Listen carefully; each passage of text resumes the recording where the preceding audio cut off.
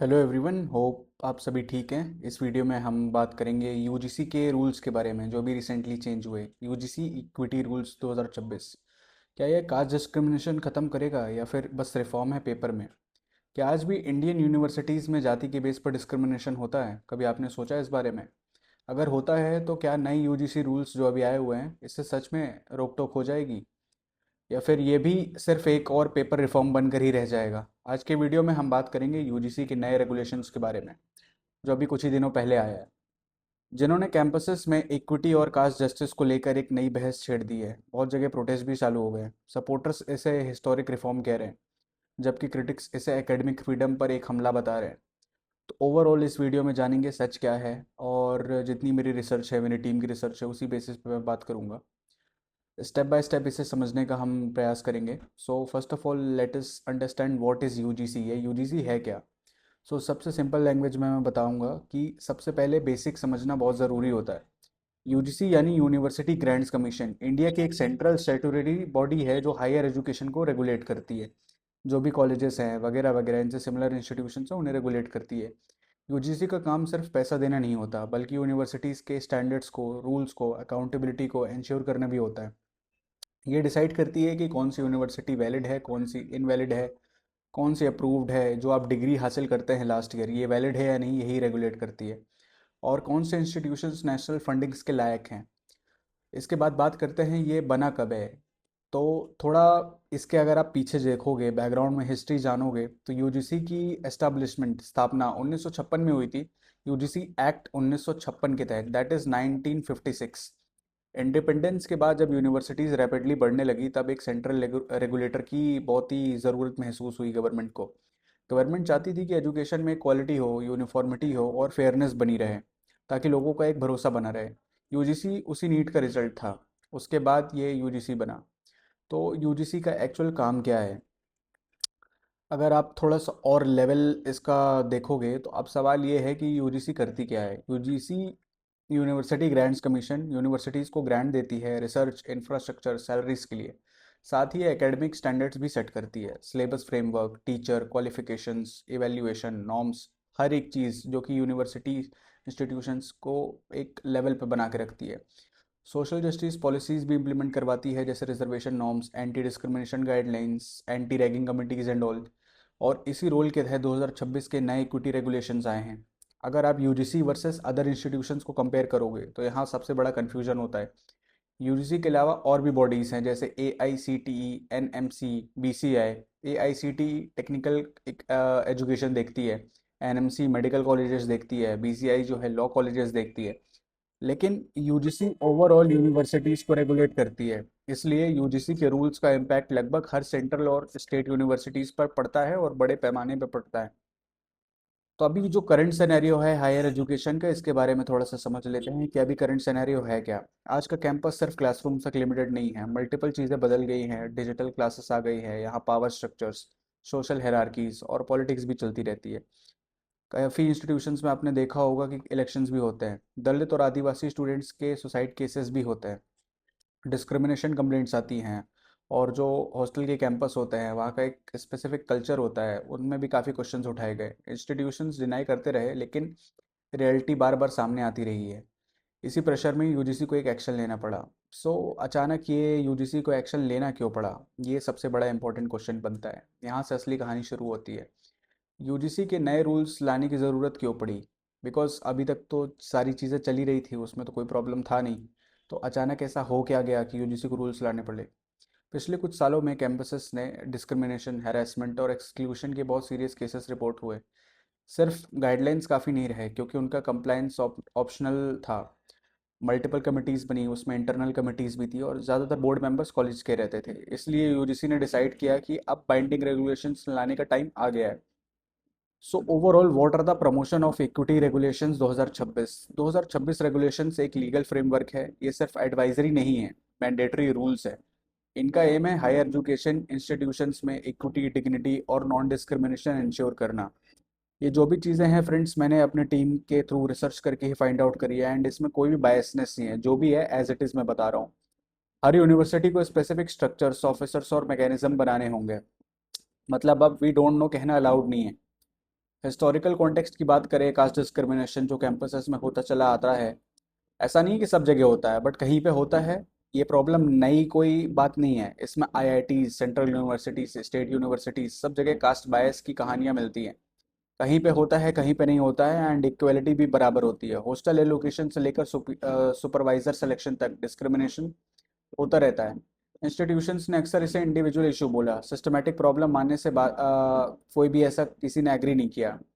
इसमें जो की प्रोविजंस हैं जो कि बनाए गए हैं वो मैं बताता हूँ। रेगुलेशंस के कोर प्रोविजंस काफ़ी स्ट्रॉन्ग है। हर कैंपस में एंटी डिस्क्रिमिनेशन सेल मैंडेटरी है, जैसे अभी तक एंटी रैगिंग कमेटी बनती थी। ग्रीवियंस रिड्रेसल के लिए फिक्स टाइमलाइन और रिपोर्टिंग सिस्टम होगा। एनुअल इक्विटी रिपोर्ट्स यूजीसी को सबमिट होंगी, और कास्ट बेस्ड इंसिडेंट्स को सीरियसली लिया जाएगा, जिसमें इंस्टीट्यूशनल फेलियर, अगर कोई भी रिस्पॉन्सिबल नहीं है तो ओवरऑल उसे इंस्टीट्यूशनल फेलियर माना जाएगा। इसमें कुछ चीज़ें मैंडेटरी इक्विटी बन गई हैं और इंक्लूजन कमिटीज़ भी हैं। अब हर यूनिवर्सिटी को इक्विटी एंड इंक्लूजन कमेटी बनानी होगी। इसमें फैकल्टी, स्टूडेंट्स और एक्सटर्नल एक्सपर्ट शामिल होंगे।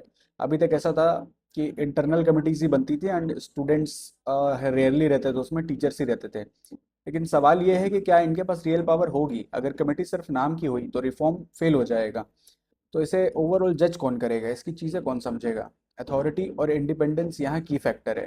रोल ऑफ इक्विटी ऑफिसर्स, इसमें जो न्यू अकाउंटेबिलिटी वाली चीज़ें हैं, जो फ्रेमवर्क प्रेयर हुआ है, उसमें चीज़ें होंगी कैसी? इक्विटी ऑफिसर्स का एक नया पोस्ट इंट्रोड्यूस हुआ है। ये ऑफिसर डायरेक्टली इंस्टीट्यूशनल हेड को रिपोर्ट करेगा। इसका काम सिर्फ कंप्लेंट सुनना नहीं बल्कि प्रिवेंशन, अवेयरनेस और मॉनिटरिंग भी होगा। अगर इक्विटी ऑफिसर पावरलेस हुआ तो पूरा फ्रेमवर्क ही हॉलो हो जाएगा, सब बर्बाद हो जाएगा। इसमें किसी को कोई अगर स्पेसिफिक सेट ऑफ पावर्स नहीं दी जाएंगी तो वो बस सीट एलोकेशन ही है, और इट इज़ नथिंग एल्स। इसमें स्टूडेंट प्रोटेक्शन मैकेनिज्म भी है, कंप्लेंट टू जस्टिस। इसमें चीज़ें क्या हैं? स्टूडेंट्स के लिए प्रोसेस क्लियरली डिफाइंड हुआ है। कंप्लेंट फाइलिंग से लेकर इंक्वायरी तक टाइमलाइंस फिक्स हैं, number of days and all. Confidentiality और विक्टिमाइजेशन से प्रोटेक्शन प्रोमिस्ड है, पर इम्प्लीमेंटेशन यही टेस्ट होगी। सो अभी जो आप देख रहे होंगे, जो प्रोटेस्ट चल रहा है वो इसके रिगार्डिंग चल रहा है। अगर स्टूडेंट को डर रहा तो सिस्टम फेल माना जाएगा। फैकल्टी एंड एडमिनिस्ट्रेशन की रिस्पॉन्सिबिलिटीज़ भी इसमें निर्धारित की गई हैं। अब सिर्फ स्टूडेंट्स ही नहीं, फैकल्टी और एडमिनिस्ट्रेशन भी अकाउंटेबल होंगे। टीचर्स पर डिस्क्रिमिनेटरी बिहेवियर का लायबिलिटी आएगा। वार्डन्स, एचओडीज और डीन्स पर भी एक्शन हो सकता है। अगर ये सारी चीज़ें टाइमलाइन पे नहीं हुई तो बहुत बड़ा एक प्रॉब्लम हो जाएगा। साइलेंस अब कॉम्प्लिसिटी माना जाएगा। ये एक मेजर कल्चरल शिफ्ट है। एंड इसमें काफ़ी लोग खुश भी हैं, काफ़ी लोग नाखुश भी हैं।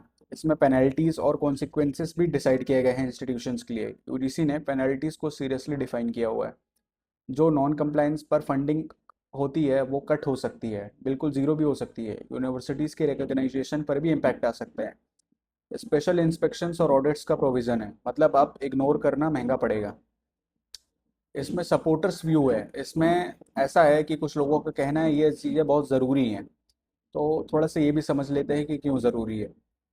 दलित और बहुजन ग्रुप्स जो हैं, इन मतलब इन्हें ऐसा लगता है कि लॉन्ग ओवरड्यू रिफॉर्म की ज़रूरतें थी। उनका कहना है कि कैंपसेस अब तक अपर कास्ट को कंफर्ट जोन दे रहे थे।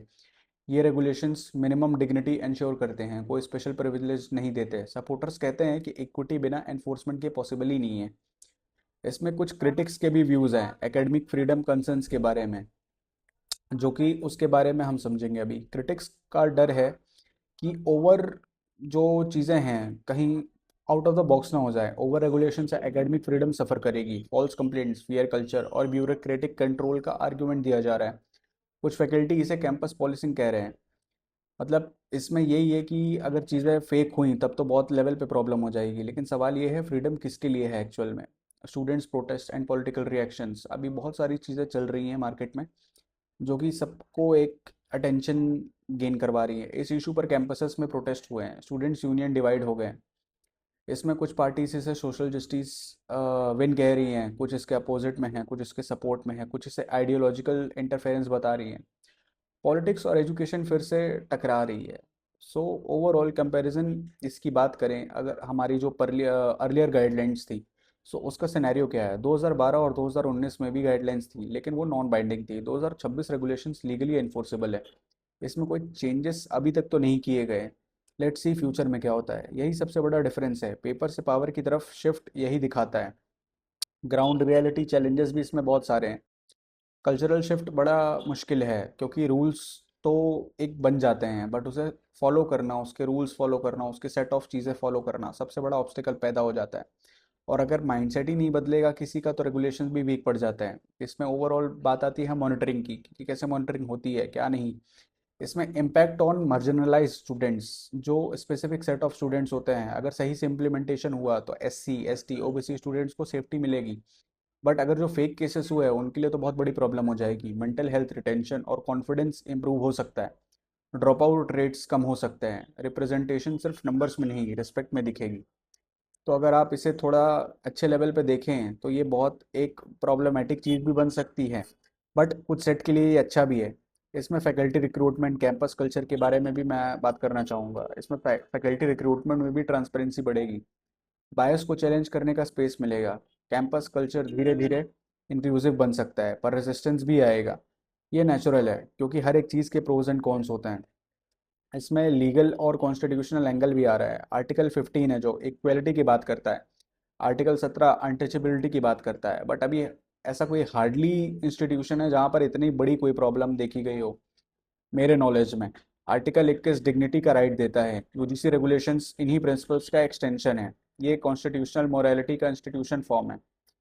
इसमें ओवरऑल चीज़ें जो हैं, मिस यूज़ और कंसर्न्स बहुत बड़े हैं कि इसमें सेफगार्ड्स के क्या क्या चीज़ें हैं। इसमें मिस यूज़ का रिस्क हमेशा होता है, इसलिए ड्यू प्रोसेस, इंक्वायरी और एविडेंस बहुत ज़रूरी है। बिकॉज एविडेंस के बिना कुछ भी चीज़ें पॉसिबल ही नहीं है किसी को चीज़ प्रूव करने। इवन कोर्ट, जो हाई कोर्ट है, डिस्ट्रिक्ट कोर्ट है, सुप्रीम कोर्ट है, हर एक चीज़ का एविडेंस मांगता है। रेगुलेशन सेफगार्ड्स मेंशन करते हैं, लेकिन फेयरनेस इंश्योर करना इंस्टीट्यूशंस का काम है। बैलेंसी सक्सेस का जो की फ्रेम है वही बनाता है। बैलेंस नहीं है तो सारी चीज़ें बिगड़ जाती हैं। इसमें फ्यूचर स्कोप क्या है? आगे चलकर यूजीसी सिर्फ फंडिंग बॉडी नहीं रहेगी बल्कि राइट्स प्रोटेक्शन अथॉरिटी की तरह एक्ट करेगी। इसमें digital monitoring, annual equity audits और स्ट्रिक्ट कंप्लायंस फ्यूचर का हिस्सा हो सकते हैं। लेकिन सक्सेस तो तभी मिलेगी जब पब्लिक इसके साथ हो। बिकॉज ये रूल्स अभी 50-50 है, कुछ के लिए बहुत अच्छा है, कुछ के लिए बहुत बुरा है।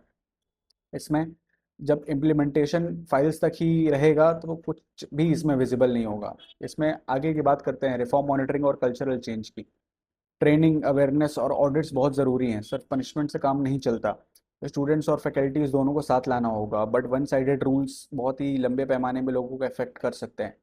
इक्वलिटी को डेली प्रैक्टिस बनाना होगा, सिर्फ पॉलिसी नहीं। एंड अभी इंडिया में जो चीज़ें चल रही हैं उसमें एज सच कोई प्रॉब्लम बड़े लेवल पे किसी भी इंस्टीट्यूशन में आई नहीं है। बिकॉज फेक रिपोर्ट्स का अभी कोई जस्टिफिकेशन है नहीं। इसमें बात आती है आखिरी सवाल की, क्या ये रेगुलेशंस रियल चेंज लाएंगे? पेपर पर ये रेवोल्यूशनरी दिख सकते हैं, प्रैक्टिस में ये बहुत एक बड़े लेवल पर स्ट्रगल है। और अगर इम्प्लीमेंटेशन इसका हुआ हो तो कैंपसेस में सच में बहुत ज़्यादा प्रॉब्लमेटिक चीज़ें देखी जा सकती हैं। इसमें डेमोक्रेटिक सिचुएशन भी आ सकती है, वरना ये भी एक और फाइल बनकर ही रह जाएंगे। So if you like the video please support my channel. I am not asking you to subscribe, like और शेयर और एनीथिंग। बट अगर आप सच में ऐसी कुछ चीज़ें समझना चाहते हैं बिल्कुल स्क्रैच से तो प्लीज़ चैनल को सपोर्ट करिए। Thank you. जय हिंद।